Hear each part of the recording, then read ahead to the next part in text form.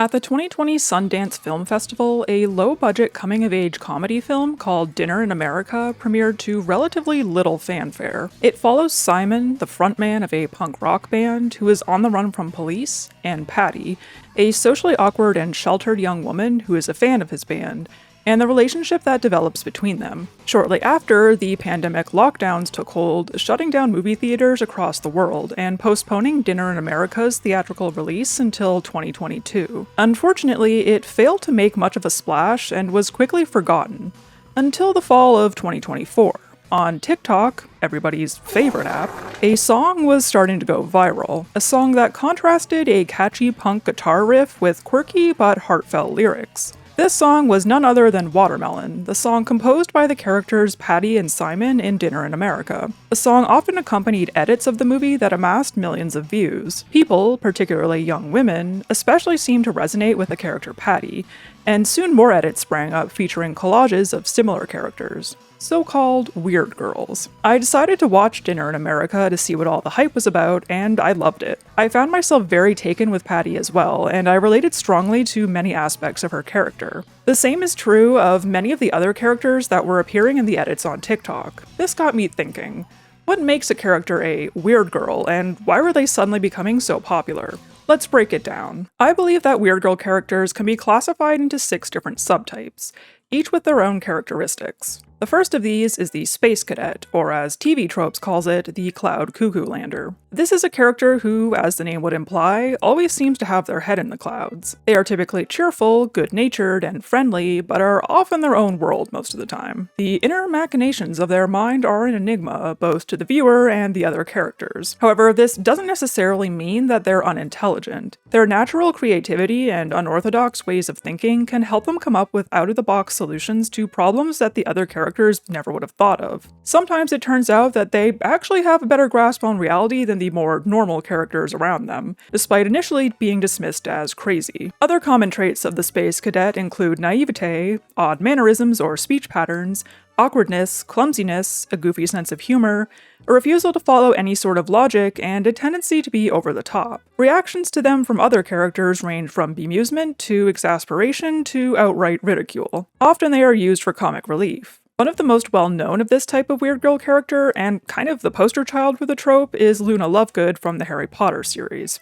I apologize for bringing up Harry Potter, but I couldn't really not talk about this character. Anyways, Luna, nicknamed Loony by her classmates, is Hogwarts School of Transphobia and Racism's resident weird girl. She is described as having a dreamy demeanor and many eccentricities, including wearing vegetables as jewelry and believing in various conspiracy theories that are considered bizarre even in a world where magic exists. However, she appears to lack any self-consciousness about how she is perceived by others and ends up befriending Harry and the gang. Another good example would be Amélie Poulain from the French movie Amélie, a shy, quirky young woman with a vivid imagination. After deciding to dedicate her life to making the people around her happy, she uses her creativity to come up with complex schemes to bring them joy, though she struggles with her own loneliness. A more recent example would be Hazel Callahan from the 2023 comedy film Bottoms, the well-meaning but slightly gullible friend of PJ and Josie who helps them start their all-girls fight club. Despite being a little clueless, she has a penchant for making homemade explosives and was probably the one who cared the most about the club.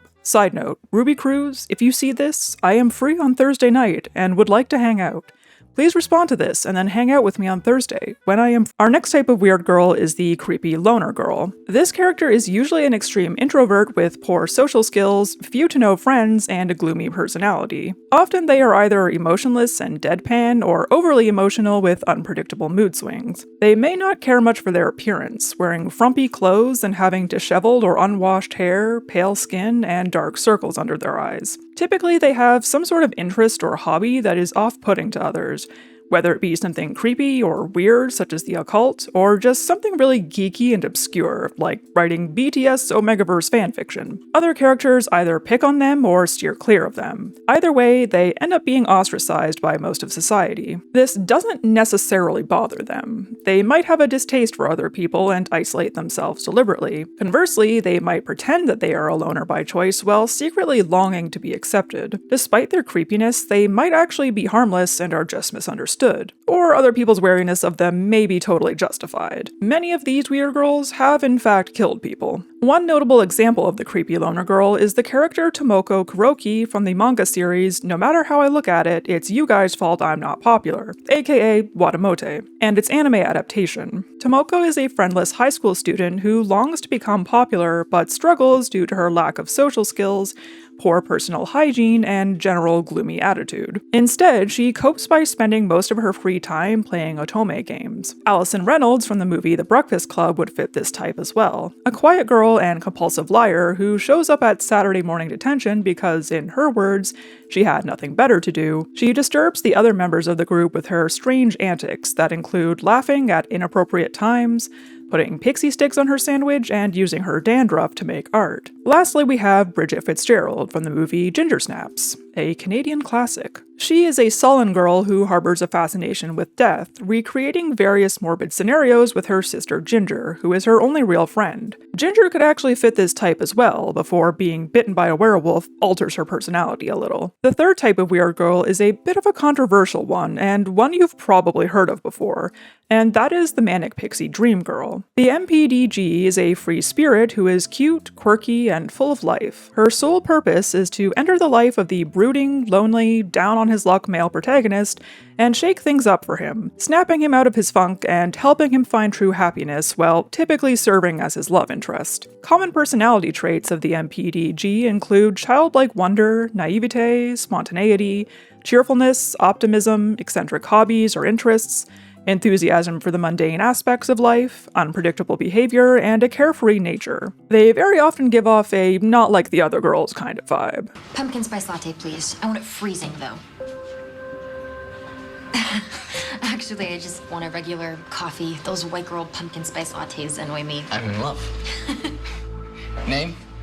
Senorita Awesome. The reason this type of character is controversial is because they have been criticized for being one-dimensional and created solely as a form of wish fulfillment for male writers, directors, and viewers. Very rarely do we learn about the thoughts and feelings of the MPDG herself, with all the focus being on her male companion. The term Manic Pixie Dream Girl was coined by film critic Nathan Rabin in his very critical review of the 2005 rom-com Elizabethtown in response to Kirsten Dunst's character, Claire, in the film, and quickly began to be applied to a whole host of quirky female characters. In the wake of this, several movies were made which purported to be deconstructions of the trope, fleshing out the quirky female character more and having her not end up with the male protag in the end. More recently, there has been a backlash to the backlash, with some folks claiming that the MPDG label is misogynistic and has been used to dismiss any slightly eccentric female character. Nathan Rabin himself has now disavowed the term. One of the most famous examples of the Manic Pixie Dream Girl is Ramona Flowers from the movie Scott Pilgrim vs. the World. Our protagonist Scott is dating a high schooler and still moping over his ex when Ramona,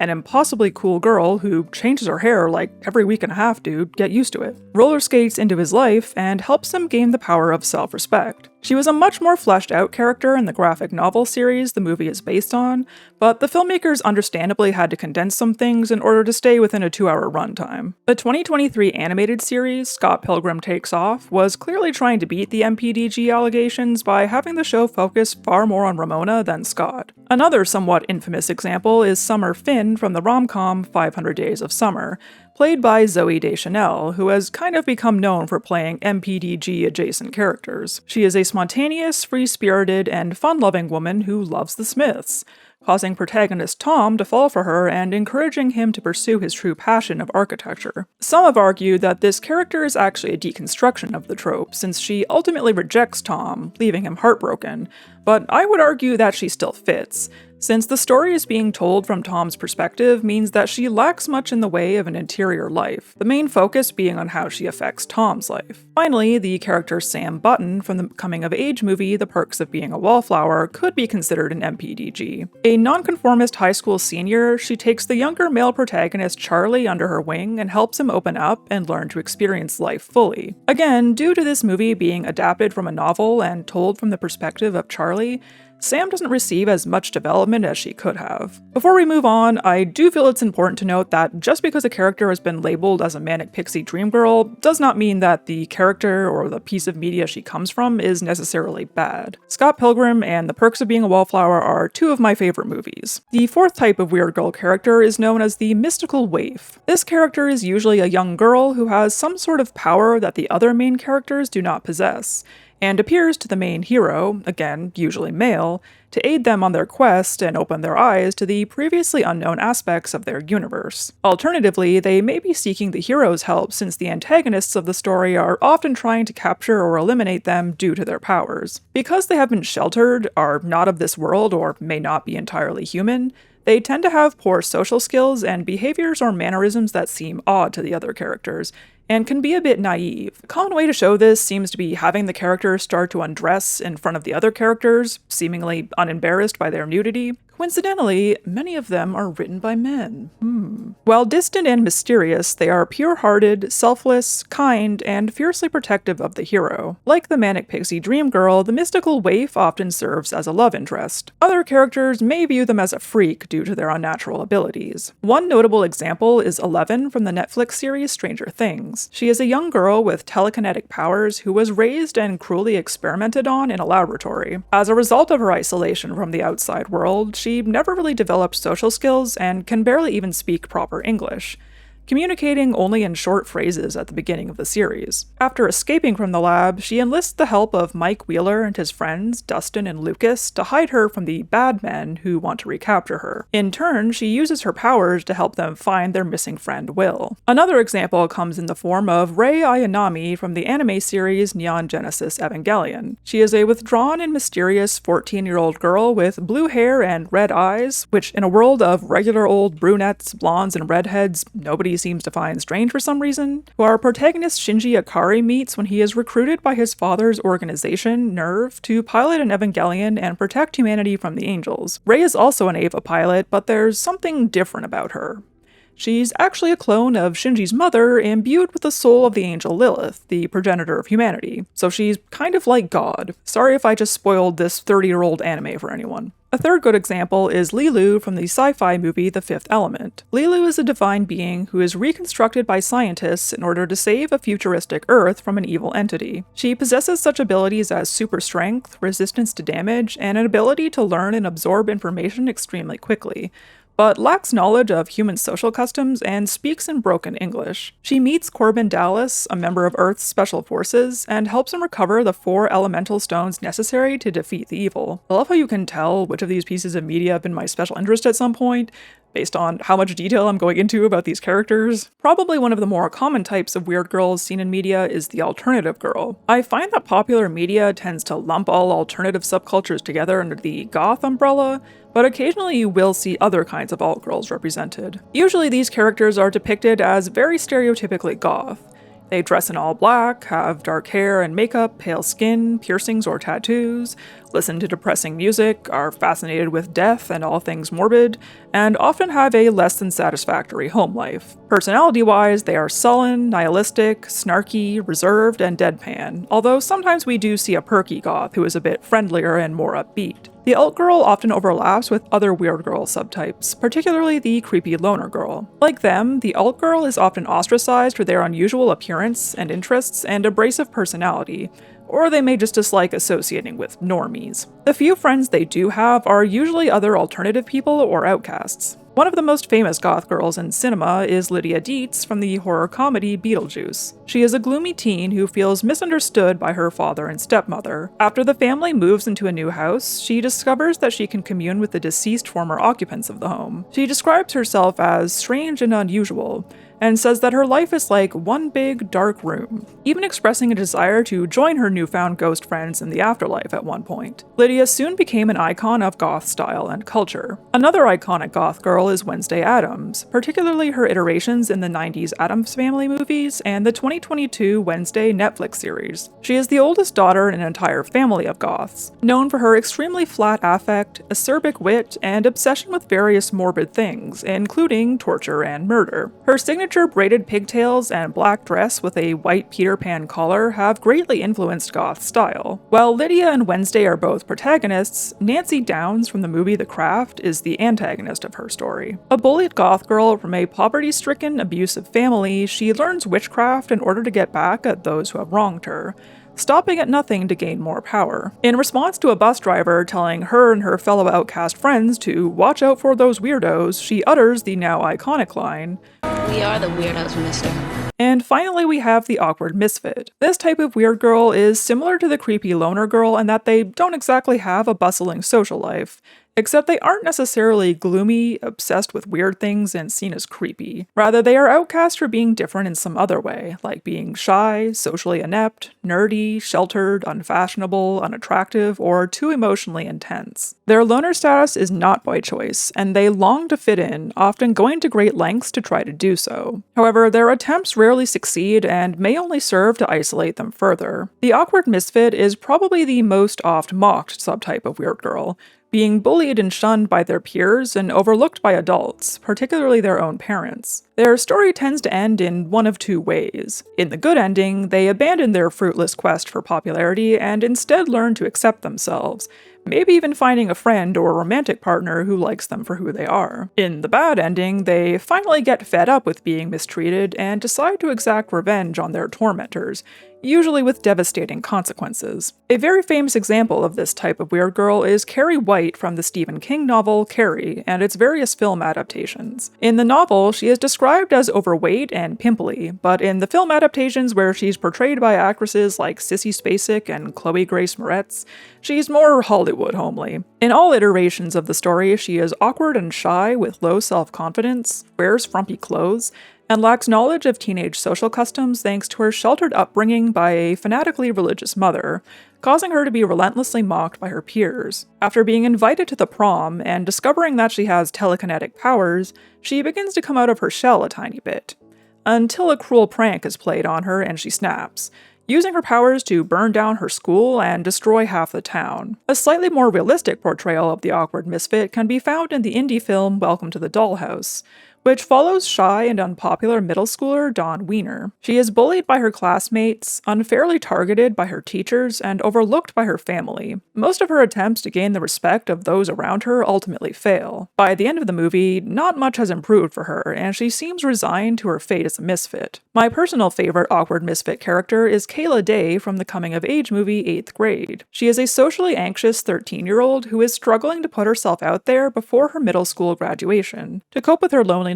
she posts self-help vlogs on YouTube, though these also receive very little attention. She really reminds me of myself at that age, except I was posting flip notes that got no views instead of YouTube videos. Her story has a much more positive ending than Carrie's or Dawn's. While she doesn't end up with her crush or befriend the popular girls, she gains some self-confidence and finds a friend who is just as weird as she is. We've now established what makes a character a weird girl, but where exactly did this trope come from? Well, unfortunately, as with everything, it has its roots in misogyny and patriarchy. The weird girl's ancestor is most likely the witch, a type of character that has been depicted in art and literature for centuries, such as the three witches in Shakespeare's Macbeth, sometimes referred to as the Weird Sisters. These witches were almost always female and usually evil. Similarly, the vast majority of those accused of being witches during the witch hunts and trials of the early modern period were women. Some historians believe that the concept of the witch was created to represent the aspects of oneself that are typically repressed,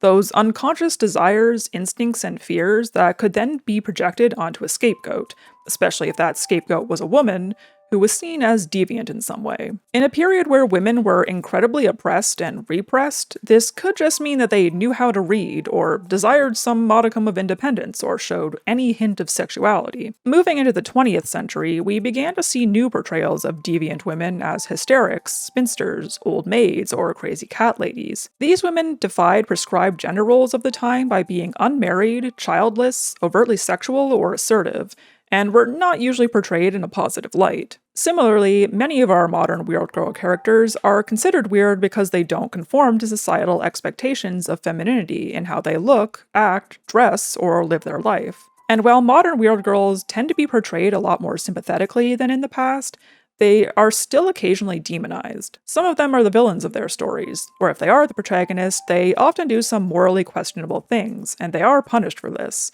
ending up alone, institutionalized, or even dead. If they are allowed a happy ending, they have to conform in order to get it. Luckily, this is starting to be challenged more often, and we are seeing more and more weird girls finding happiness while embracing their weirdness. Also, as with most media, the weird girl character has typically been white, and as I alluded to a minute ago, conventionally attractive, no matter how hard the makeup and costume department tries to cover it up with baggy clothes and messy hair. We are only just starting to see a bit more diversity in the last 10 to 15 years or so. For instance, Wednesday Addams went from being played by a white actress, Christina Ricci, to a Latina actress, Jenna Ortega. Emily Skeggs, who plays Patty in Dinner in America, while not unattractive by any means, at least looks more like a real person you could encounter in your daily life than a typical Hollywood actress. If we're going to talk about weird girl characters, we have to talk about their relation to neurodivergence and queerness. Some weird girl characters are explicitly stated to be queer or neurodivergent in some way,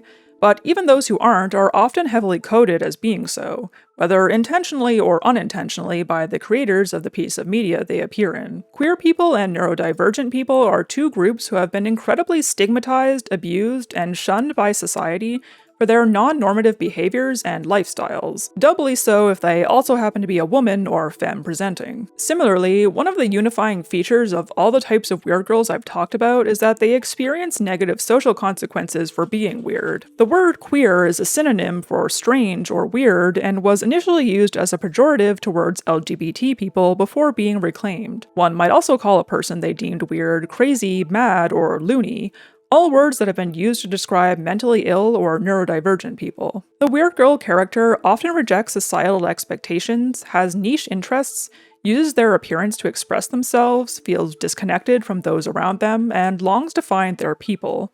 All things that many queer and neurodivergent people can relate to. For example, several of the characters I've talked about exhibit traits characteristic of autism.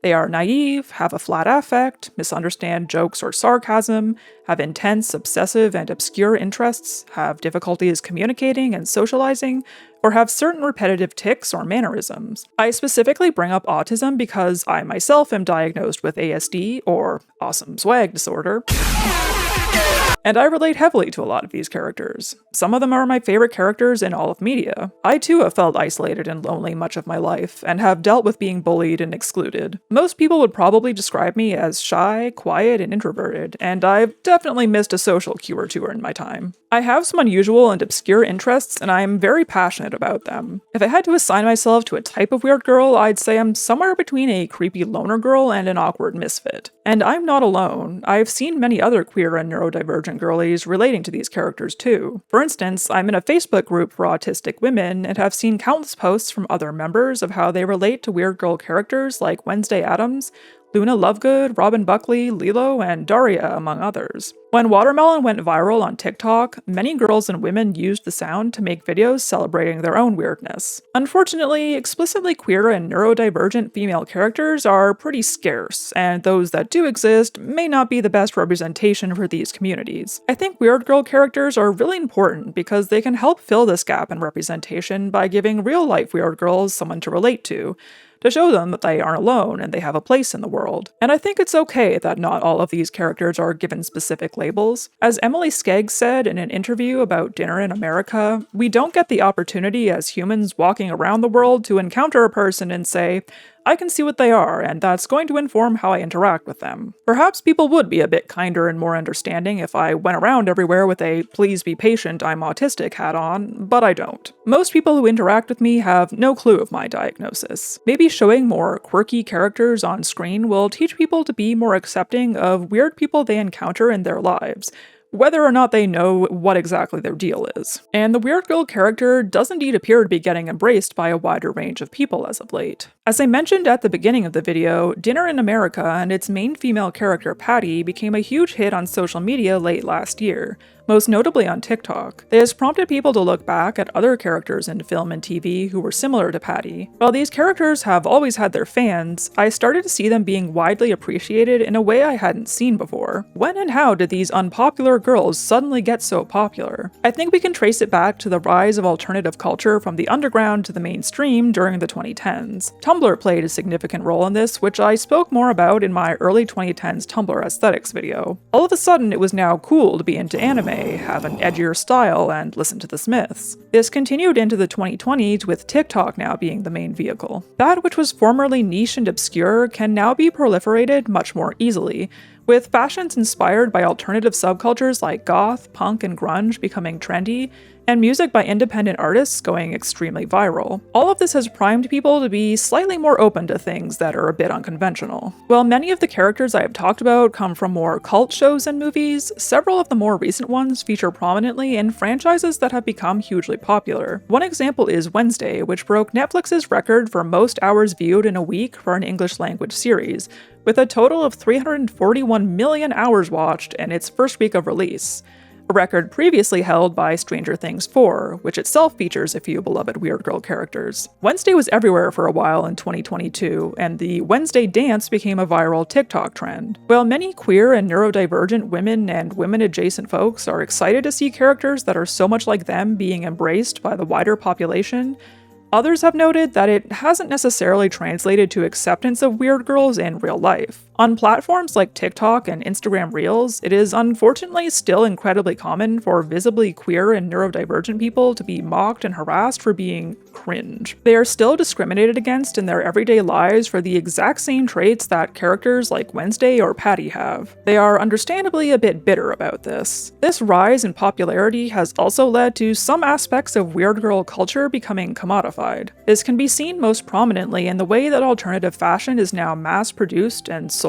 by large fast fashion companies like Shein or Hot Topic or Dolls Kill, to be purchased by people who otherwise have no connection to the subculture, only to be quickly discarded once it's no longer trendy. I know that goths and punks in particular have been fighting against this since forever, and are highly critical of people who want to appropriate the style without listening to the music or espousing the political beliefs these subcultures were formed around. I've seen some TikToks criticizing some of the people making weird girl videos for jumping on yet another trend and pretending to be weird and quirky in order to seem more interesting. And I think they're at least somewhat justified for feeling this way, given another recent wave of videos in which people are looking back and cringing at their 2020 alt phase, or talking about how they regret getting a bunch of tattoos because it doesn't fit the currently popular clean girl aesthetic. But for those of us who are queer, neurodivergent, or just genuinely into alternative culture, it isn't a phase or a trend, it's a core part of who we are. Some people have also noted that weirdness is more readily accepted in women who are white, thin, cis, able-bodied, gender-conforming, and conventionally attractive. Anyone who does not meet these criteria is far more likely to be made fun of. While weird girls are being celebrated for the moment, with the current political climate leaning further and further right, I have to wonder how much longer it's going to last. I can see the tweets now. Enough time has passed that I feel like I can finally say this. Dinner in America is overrated AF. Yeah, it was so cringe and trying way too hard to be quirky. I don't understand how it got so popular. That song from it is so ass. This is why we shouldn't let women make stuff. The woke liberal transgender communist agenda is ruining movies. The R-slur is already starting to make a comeback, and I'm sure many of my fellow weirdos have been on the receiving end of that one before. As conformity, purity, and minimalism become even more emphasized, and deviation from the norm becomes even more demonized, I think it is more important than ever to stay weird. I know it's not going to be easy, but as Timothy Snyder says in On Tyranny, do not obey in advance. Or as Jerma says, sparkle on. It's Wednesday. Don't forget to be yourself. Odds are it's not Wednesday when you're watching this, but the point stands. I've always been weird, and I'm gonna keep right on being weird. In fact, I'm gonna strive to be weirder. Everybody get weirder now! And weird girl characters, they could never make me hate you. Who are your favorite weird girl characters? Do you personally relate to any of them? Are there any you love that I didn't mention? And what's your weirdest hobby? I would love to hear all about it down in the comments. As always, thank you so much for watching this video. If you enjoyed it, liking, subscribing, and sharing would all be very much appreciated. And you can also click the join button to become a channel member and unlock access to exclusive bonus content. Anyways, I'll catch y'all in the next one.